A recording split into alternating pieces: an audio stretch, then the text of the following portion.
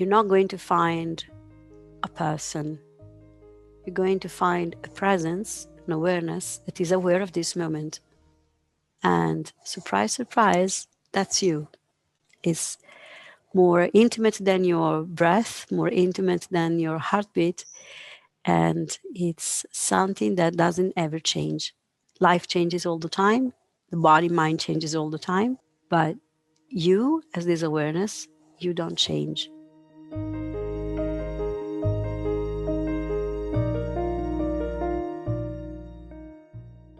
Welcome to Letting Go and the Greatest Secret, where we explore the end of your suffering and the beginning of lasting happiness. I'm Hale Dwoskin, and today we'll be talking for the second time on this podcast with Shakti Caterina Maggi. Shakti Caterina Maggi is a living embodiment of truth who can help you discover who you are, bring it down to earth, live it, and embody it fully.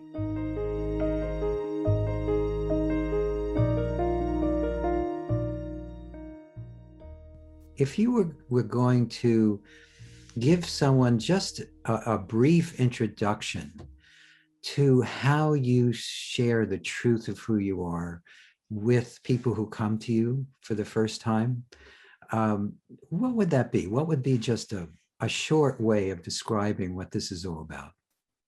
Well, first thing that come up for me to say is that we are all seekers, even when we don't know it. Some of us are consciously seeking, and so maybe that's why you are watching this video now. And some of us are seeking, but they don't know it. And we are seeking in experiences like material experiences, work, career, or relationships. But we're looking for something that is felt as tremendously important and seems to be lost. And at a certain point, we go deeper in our inquiry, and that inquiry becomes to be more conscious. And we know that we are missing something connected to our true essence. And so, what I do with people, I guide them to recognize what they really are and discover that they're not what they thought to be. They're not a separate entity, they're not a person inside the body mind, separated from the rest of the universe, but they're actually one consciousness living through many forms. And also, what I share generally with people is not just this, but also how to bring this recognition in their everyday life, how to embody it fully, how to make it become a stable way to live, in this world, to manifest their individuality in a clear way, and dissolving those conditionings, those ego protections mask that often shield our essence and don't allow the light from within to shine and to be experienced as an authentic way. So we all feel, I think, two things as a seeker. The first one is that we want to know, what we are, what is this all about? And the second thing is that after this transcendental question, because we are this oneness that is living through the many, has been answered, is how can I make this oneness into the form? How can I embody it in an authentic way? How can my individuality be a blossoming of awareness? So discovering what we are and bring it down to earth, to live it, to embody it fully. That's what is the essence of my teaching. That's beautiful. I think when we engage at discovering that for ourselves, it just really opens things up. It really does. So if you, how would you invite people into that process? In other words, you talked a little bit about your teaching, but how would you invite people into this self-discovery? What's something that we could all do or explore directly that would invite us into that? Well, right now, as you listen in this conversation, you're watching, like a woman talking on a screen. You could look back at the one that is aware of this experience, the sound, the color, the shape, of what you're watching, the physical sensation of the body may be impacted by what has been said. Now look back at the one that is aware of this experience. What do you find? You're not going to find a person. You're going to find a presence, an awareness that is aware of this moment. And surprise, surprise, that's you. It's more intimate than your breath, more intimate than your heartbeat. And it's something that doesn't ever change. Life changes all the time. The body, mind changes all the time. But you, as this awareness, you don't change. And once this has been clearly pinpointed, then the entire journey starts of embodying it fully, so that your life becomes a representation and a reflection of this understanding. So for me, awakening is just a starting point. It's not at all the end. Yeah, I'm glad you emphasized that, because a lot of people think I'm awakened, or they think that's what will happen. They'll get their awakening, and then life is beautiful, and they can just go. I don't know what they think, but well, actually, isn't it that people have turned self-discovery into an ending as opposed to a beginning, or an object to be gotten as opposed to just a discovery that's part of just a natural unfoldment? I totally agree with you. And the thing is that for me, awakening is a never ending opening. It's like a window opening on another window, on another window. It's an endless discovery, self discovery, and it's a deepening. So we shouldn't look at awakening as the final goal. We should look as awakening as a starting point of our true spiritual life. Because you see, as long as we live in the ignorance of what we are, we have all sorts of ideas about what awakening is. When I will be awakened, I will never be sad again, or Right. I will never be sick, or anything like that. And of course, this is myth, you know, because awakening has nothing to do with the condition of the body, mind, or your moods. It has to do with being free from the fear of being separated from life. So that's what is going away. It's going away the sense of separation. And then, a true process that I would call an alchemical process of transformation starts. That fear that was built up in various ways, in various patterns, starts to burn, starts to be dissolved. And the energy that was creating certain patterns, certain conditionings in our life is reabsorbed back in awareness and is available then to be manifested in a new way. So that's the process of alchemical transformation that happens after awakening. Because mainly, of course, there is some ego structure that are burnt before awakening, but mainly I would say that the measure of conditioning is really erased zero after. Because when you work on yourself before awakening, you still have the idea to be a person that is waking up, or a person that is working on herself or himself.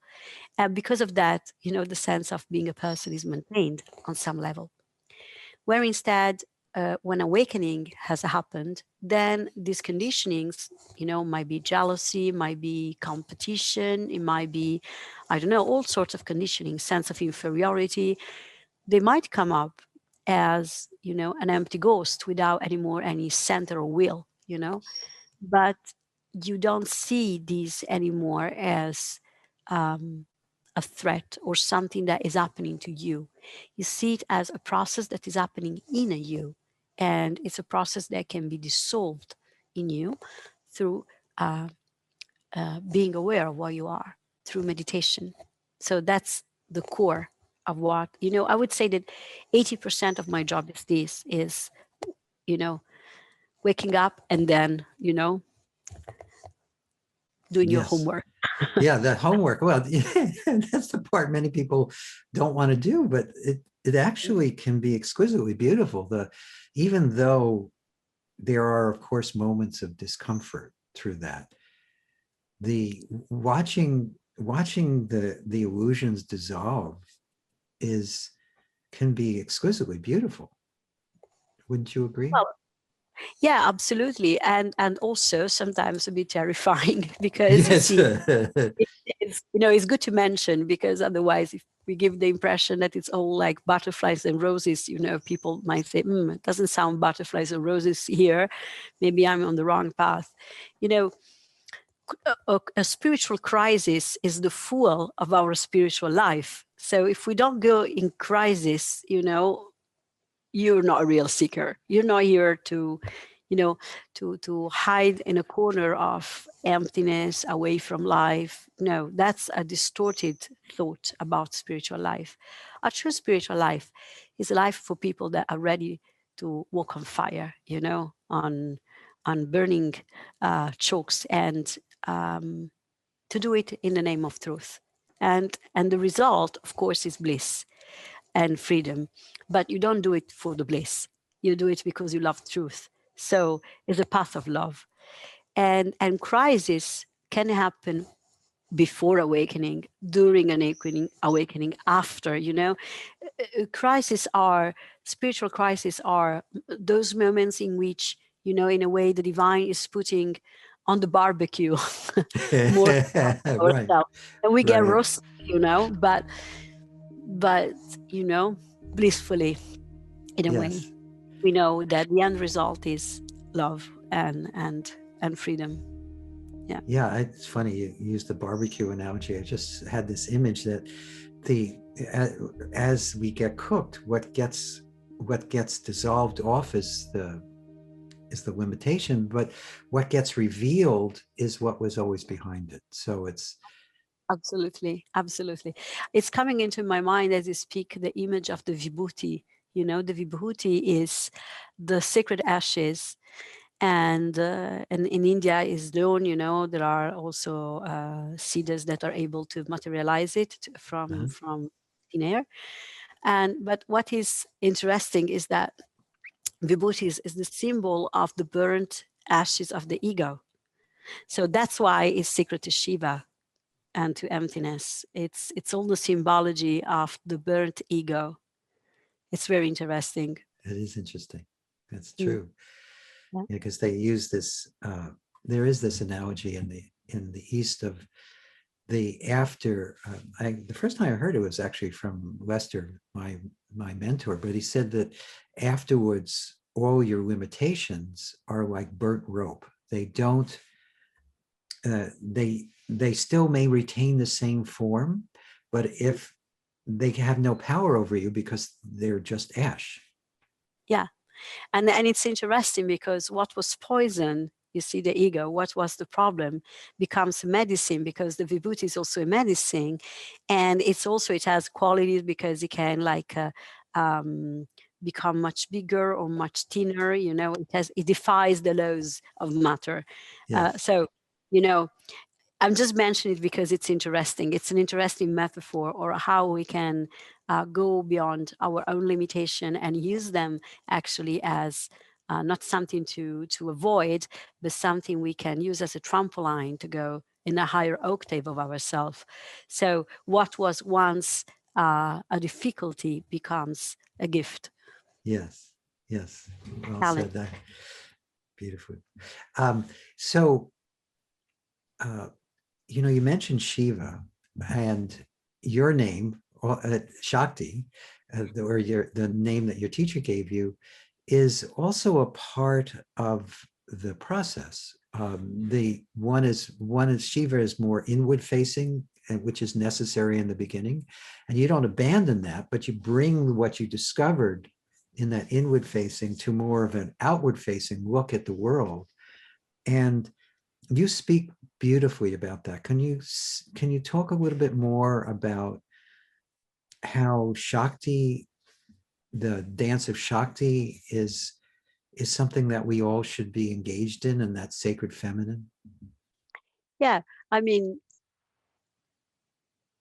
everything that you see in this moment, your computer or your cell phone, the sound that you hear, your own body, the room you're in or the space you're in. That's all the dance of Shakti. There is only her. And it's basically your consciousness manifesting, moving, changing all the time. That's what is Shakti. It's the goddess. When in the tradition, Indian tradition is referred to Shiva, it's the awareness, the void, the emptiness that is aware of this change. So in this moment, you as the witness of this conversation and you as the manifestation of this conversation is Shiva Shakti. So we Yes. shouldn't look at this concept as something away from us, but we should see that there is only this. There is only Shiva Shakti actually. And what we believe to be these body minds, that is just a part of ourself, but not absolutely a container of ourself, is also Shiva Shakti. I don't know if it sounds too complicated for No, people. no. Well, it doesn't to me, but we should probably say for people who don't know much about the the the Indian tradition, that these are living. This is your living experience right now. It's not something esoteric. It sounds esoteric, but it really isn't. But it's my fault. I brought up Shakti because my sense of the sacred feminine is very deep in my experience, and that everything is that sacred feminine. And if you're listening to this, if you can just be open to that, at least as a possibility, you might find something very beautiful is already manifesting through you as you. Yeah. You see, in the Western approach, vision, and in Western spirituality, now the divine feminine is a topic that is increasingly popular because it's coming up. Yes. We have been dominated by a more male-oriented approach, and this means that whatever is life manifestation, might have been seen as something to escape from in our spiritual inquiry, where instead life is the Sadguru, is the ultimate guru. It's not something to escape from, it's something to bow to. It's the ultimate teacher that is going to point us what we are and where we are in the process. We can say, I'm awakened, I'm this, I'm that, but then look at your life, look at your wife or your husband, look at your family, look at your colleagues. Is your life an embodiment of what you say to me?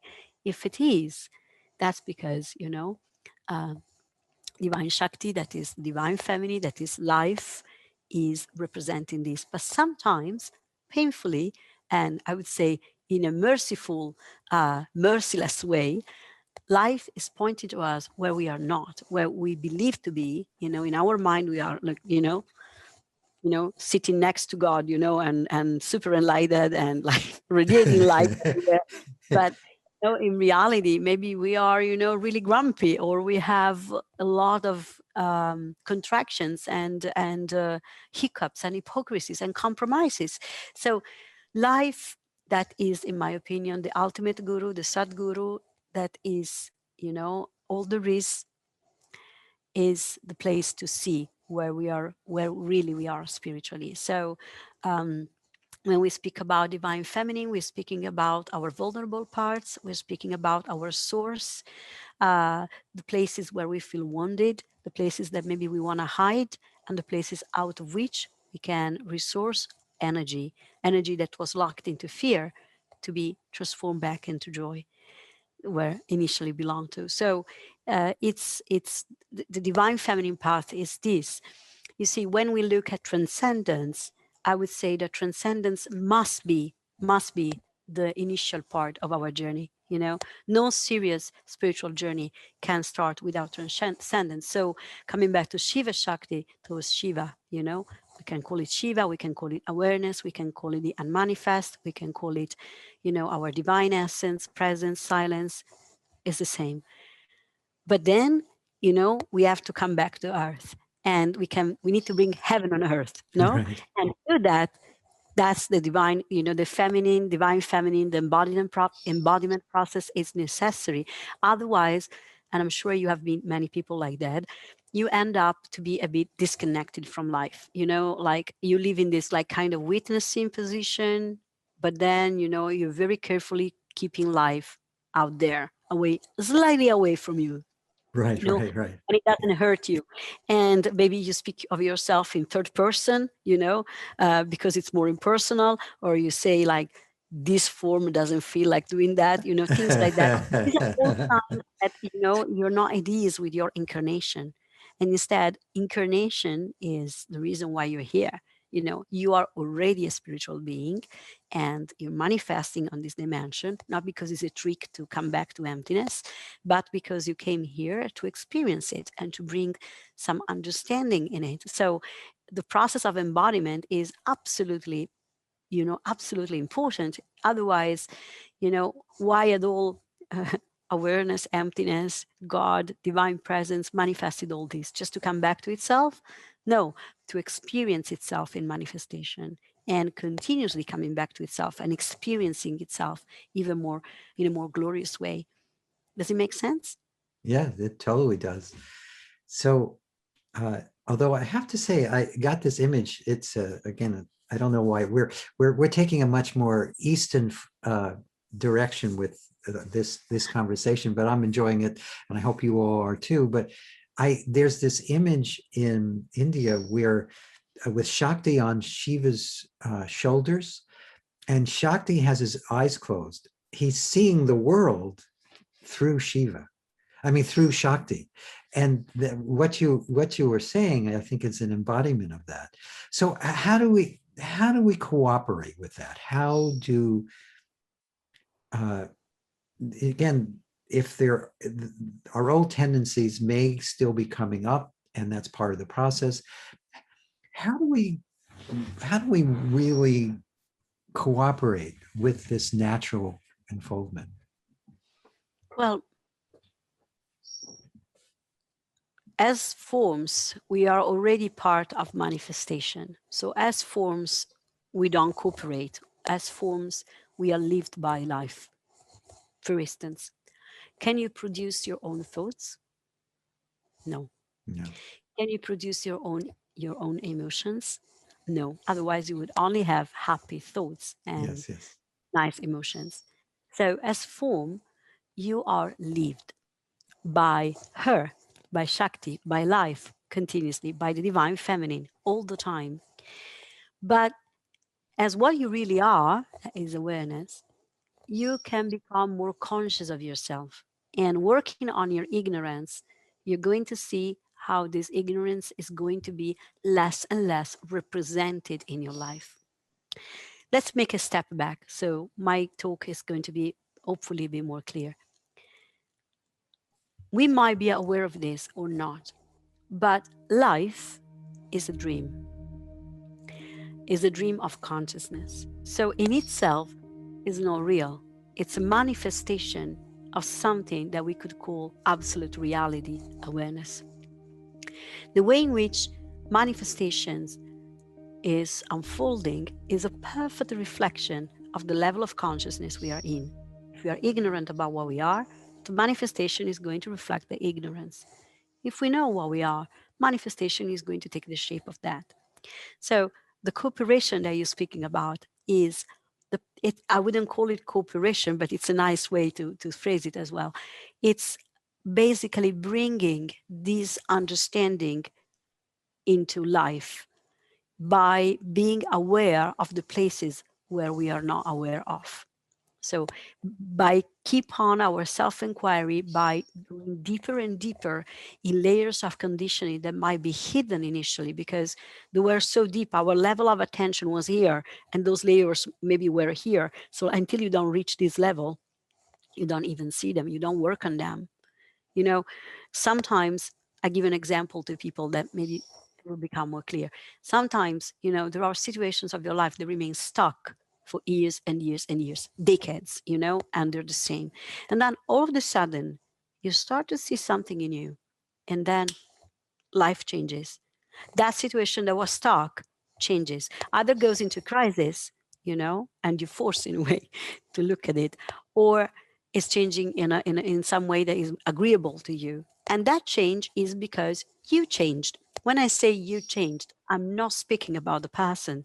I'm speaking of you as consciousness. So you as consciousness, you are continuously appearing as life, the dance of Shakti, and you are at the same time remaining always the same, the unmovable, still Shiva nature.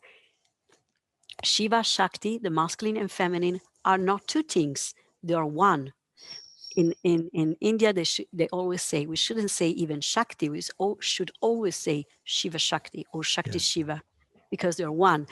I don't know why we're speaking so much about India, but it's coming up anyway in this conversation. That's the way it is. And yet it's if you look at ancient depiction of Shiva, sometimes is represented as half male and half female. And Yes. that's one of the depiction, actually, if I'm not wrong, of the sixth chakra, the chakra about being aware, seeing. And this is because why it's half female and half male, because it's all one. Form and emptiness are one. Samsara is nirvana, nirvana is samsara.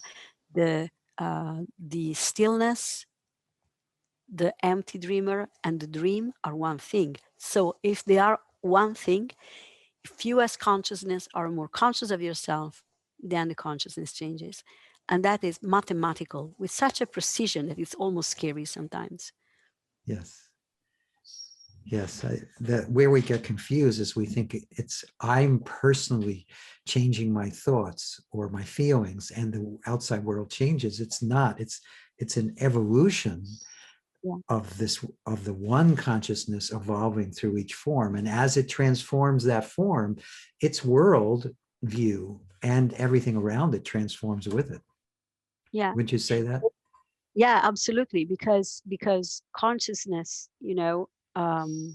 consciousness dream that is life is always mirroring as a loyal lover where we are. So when we see a life that is full of ignorance and strife and pain, look back inside, not inside the person, but in you as awareness. Become conscious of, maybe patterns of repetitions that you have been identifying with. You're going to see them represented in your life. And that is going to be the magnifying glass to see them in you. So the homework that I spoke about in the beginning of our conversation, when we say awakening is just the beginning, is exactly what we're talking about, this going deeper and deeper in the understanding. And it's not personal, it's not about like trying to have nice thoughts so you have a nice life, or trying to have nice feelings so you have a nice life, because that would come from fear. Is a total letting go, as is the title of this interview.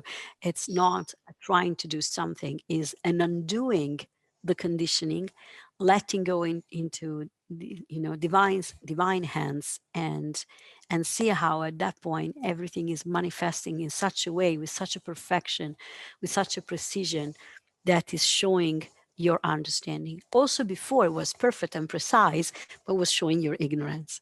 Right. Yeah.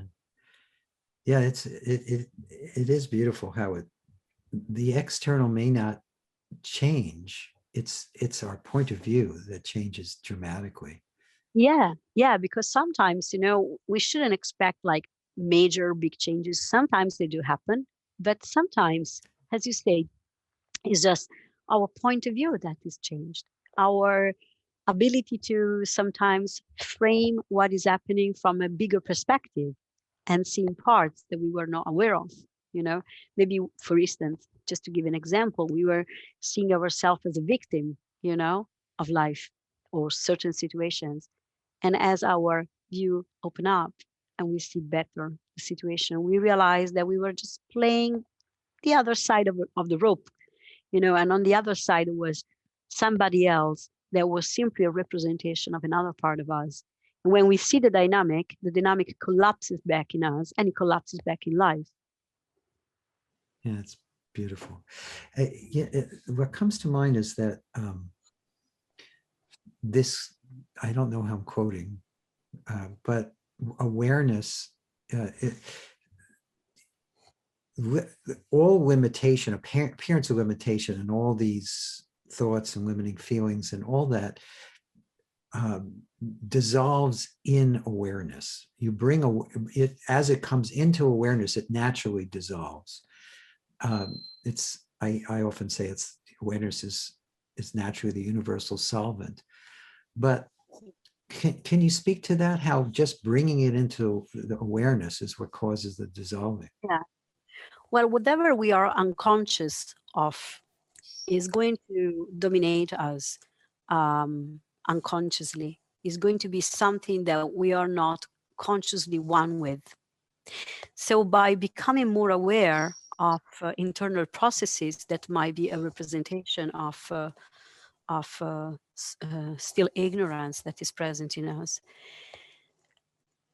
the awareness, becoming conscious of them, is seeing the error and the energy that was, the Shakti, the energy that was playing in such a way that was a manifestation of ignorance, he's redirected back to the beloved, to Shiva, to emptiness, and is dissolved back into emptiness.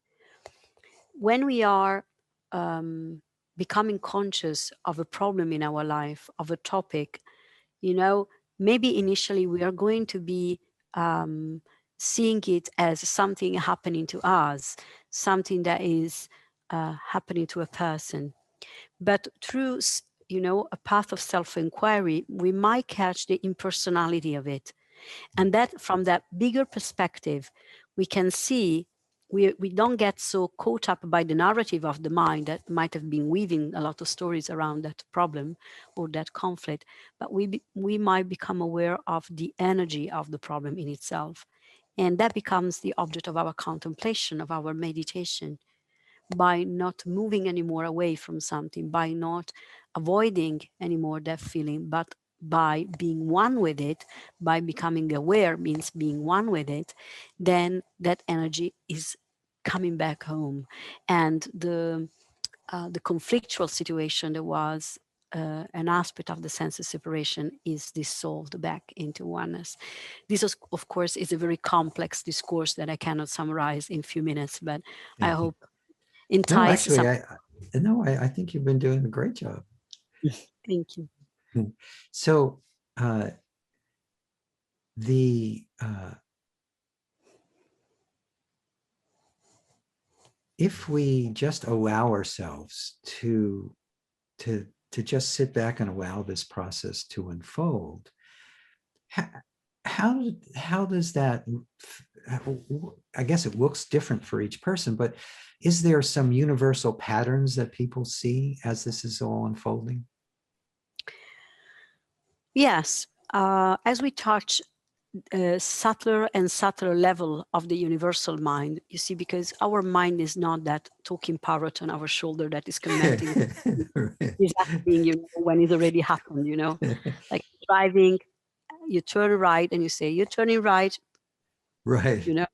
or that's not your true mind. Your true mind, your true intelligence is consciousness. So when you wake up to what you are and you go and you become steady in this recognition, that the parrot dies for lack of attention, because it becomes so redundant, that you don't believe anymore to live inside of that inner dialogue, but you see that you are behind it. So that dies, and you step back in what I would call is your true cosmic divine intelligence. That is this, is life.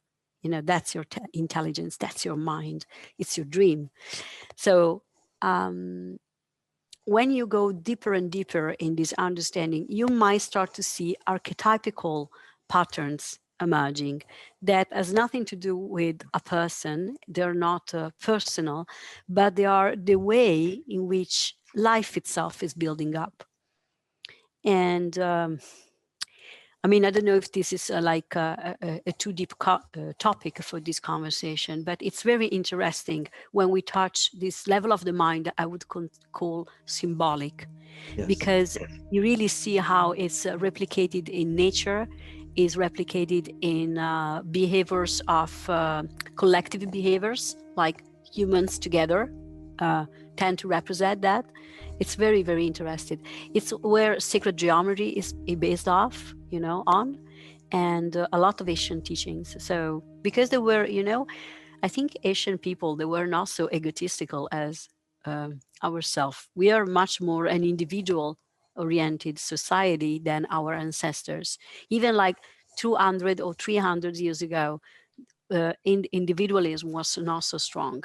That's And true. so more you go back, in time, and more you find more a we consciousness model, and you see, how they were, for them were evidence, these patterns. For us, we're so self-obsessed, with our telephone, that we don't see this stuff. But when we do, it's mind-blowing. It's very, very beautiful. It's really a geometrical representation of life on a very subtle level. But, you know, not many people see this, so I don't know how relevant it might be for a listener, unless it's a curiosity, maybe. Of course, somebody might recognize this, I'm saying, of course, but not maybe many people. Yeah, I think you'd be surprised. Again, I find that whatever comes out uh, in these discussions, there's at least a few people, if not many, who this is what they need to hear Sure. because they're already experiencing it.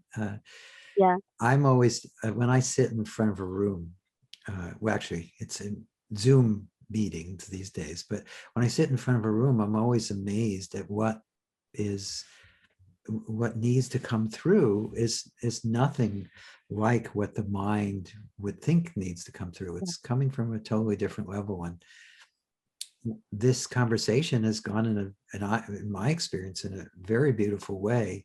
And those of you listening to it, I would recommend you listen to it a couple of times, because I think each time you do, you might start to see some of this in your own experience. And if you don't worry about it.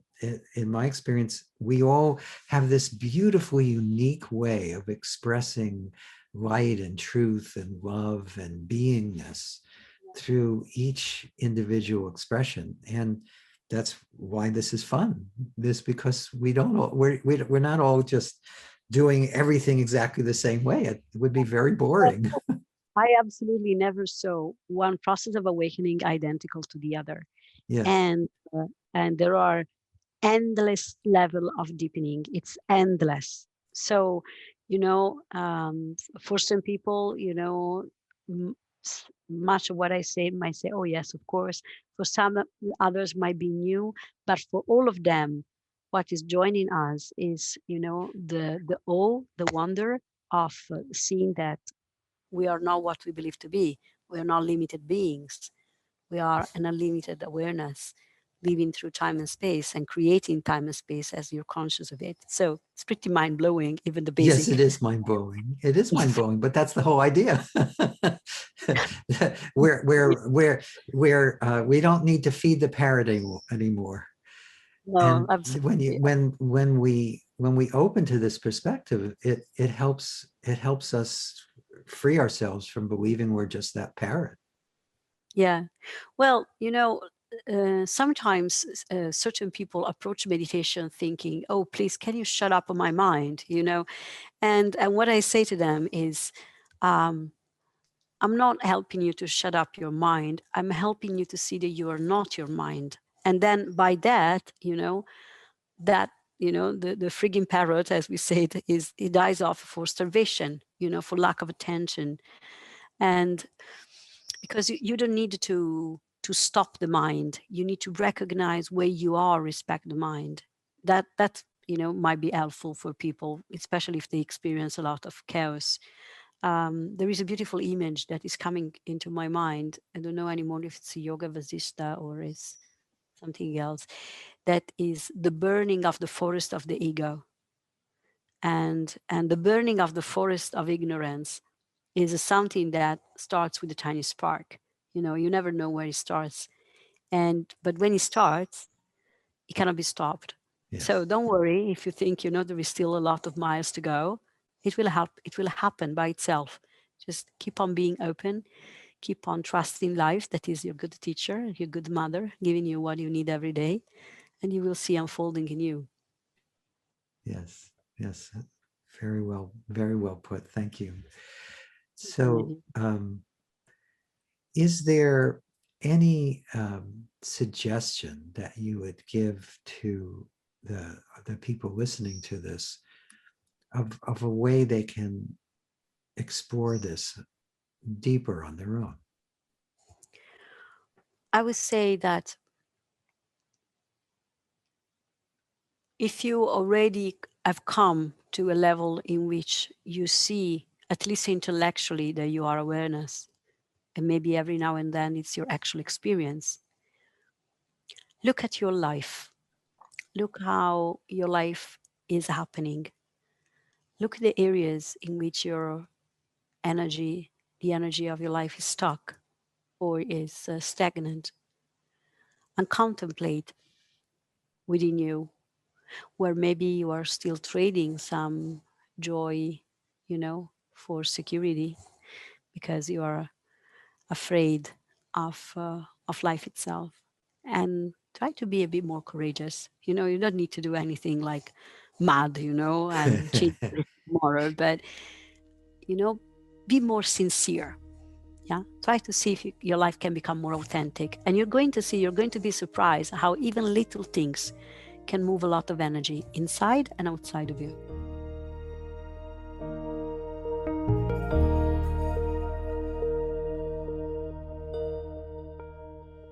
I hope you enjoyed our time with Shakti Caterina Maggi. I love how she said, awakening is an opening on another opening on another opening. Stay open to what opens in you. You can learn more about Shakti Caterina Maggi in the podcast notes from this episode, including her messages, free recordings, and events. Her website is shakticaterinamaggi.com. If you've enjoyed this podcast, please subscribe so you have immediate access to future episodes. Please give us a 5-star rating and share it with the people you care about. If you'd like to learn more about my work, my mentor Lester Levinson's work, and the Sedona method, visit www.sedona.com. As you explore our site, you learn the key to lasting happiness, success, peace, and emotional well-being. We have books, courses, events, and plenty of free material to explore. Again, go to sedona.com. That's SEDONA.com. Thank you for being here, and we'll catch you in the next episode of Letting Go and the Greatest Secret.